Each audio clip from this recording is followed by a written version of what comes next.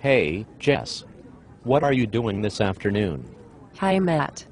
Actually, I am planning to have a nervous breakdown and eat an entire cake. Why? What are you freaking out about? Do we have a project due or something? I know I turned in my Anne Frank project. At least, I'm pretty sure I did. We didn't have homework in Mrs. Page's or Mr. Brown's class, did we? No, not that. I am just convinced that the state of Tennessee is oppressing us all because we have to take that stupid writing assessment test in Miss Swain's class. That shouldn't be too bad, though. Put down the cake. Remember, she said we just need to use the graphic organizer first and fill it out. You will be most epic. I am convinced that it is nothing but interminable drudgery and it is the work of the devil. Dramatic, much? I don't even remember what to do on it. Between snow days and freaking out and watching TV, I can't remember what we are supposed to do. Do you want me to help you? Ms. Swain had to leave because she had to take her lot to the vet. You would do that? Thank you. Okay, the first thing you do is read the prompt. Circle key words in it so you don't forget to answer the entire question. What if I don't know the answer or know what I want to say? Then what? Then come up with an answer to the question that you can live with. Just make sure you have 3 main points that you want to make that you can discuss for a paragraph each. Then I fill out my graphic organizer? Do they give it to me on the test? No, you will have to draw the organizer on paper they give to you. It is easy, just 5 rectangles, like the one in class. Fill out the organizer with your thesis, which is your prompt, answer to it, and 3 main points. Also remember to include a hook, like a personal story, a question to the reader, or a short piece of dialogue from someone talking that works with your thesis.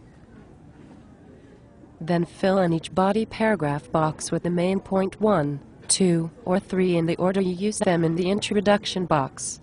The body paragraph boxes have the main point and then 3 aspects of the point I want to make, right? Right. For example, if the prompt was a place you would like to visit and why, and your answer was Italy, your 3 main points could be that you want to learn how to cook Italian food there, see the famous sights of Italy, and you want to sail around the islands there. For cooking, for example, your body paragraph details could have that you want to make your own pasta, try seafood from the Mediterranean, and eat Italian wedding cake, just not the whole thing. For the conclusion box, just restate the main points, your prompt, and your answer to the prompt, which is your thesis. But once I fill it out, what do I do then? Then look at each box of your graphic organizer individually and write each paragraph of your essay. The organizer will definitely make it easier and keep your points high. Then we do that picture acronym thing when we are done writing, is that right? Yup. P stands for punctuation. Check it. I stands for indent, so make sure you indent each paragraph 5 spaces. C is capitalization, so check for the first letter of each sentence. Proper nouns, like names, towns, states, and titles. Also make sure we didn't capitalize anything random, especially conjunctions like because, for, and, nor, but or, yet, or so. Fanboys. Definitely remember to always capitalize the I if you are talking about yourself. I is always capitalized, even in the middle of the sentence. T is for thesis statement. Check it to be sure it answers the question with key words from the prompt with a specific answer and lists your 3 main points you plan to discuss in the introductory paragraph. U is for understand your prompt by circling or underlining key questions or words to not forget to answer. R is for reread your work at the end, read it carefully to check for any mistakes you can fix. Don't just skim it. E is for edit any mistakes. Don't forget to make 5 mistakes on purpose that you fix right away as you are writing it. It is your insurance policy for the test. And S is for stay on topic, but as long as I do my graphic organizer first, I should be fine. The main thing I need to do is remember why that organizer is so important. It really does take away a lot of stress later. just as long as you always remember to answer the questions they ask in the prompt completely. Don't forget to answer any of what they ask you, as you will lose points. You need all 6 points you can get. What did Miss Swain say about vocabulary again? I just don't want to be sitting under the sword of Damocles during the assessment.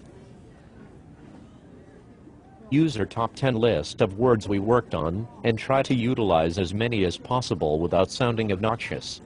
Still, there are great words like loathe, plethora, lackluster, voracious, interminable, drudgery, irate, matron, automaton, eminent, epid, and gesticulate that you can use to boost your score.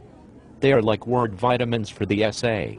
Also, idioms like sitting under the sword of Damocles, a pig in a poke, a flash in the pan, and pour oil on troubled waters can help make your writing more interesting to readers and give you points. Sweet. I like those words anyway. They confuse my mom. Haha. Cool.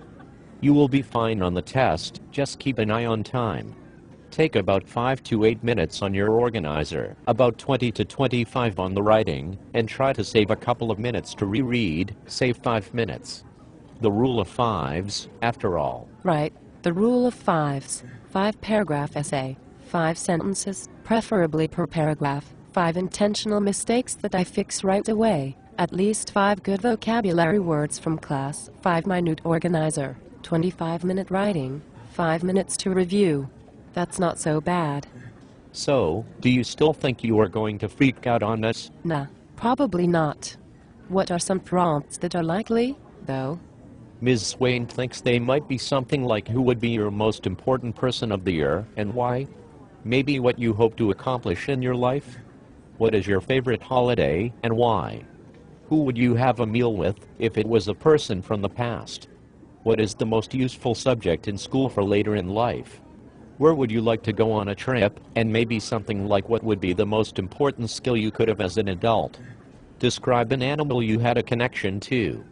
That type of thing. The old prompts are on the state website, which is linked on Ms. Swain's page. I think I could answer something like that.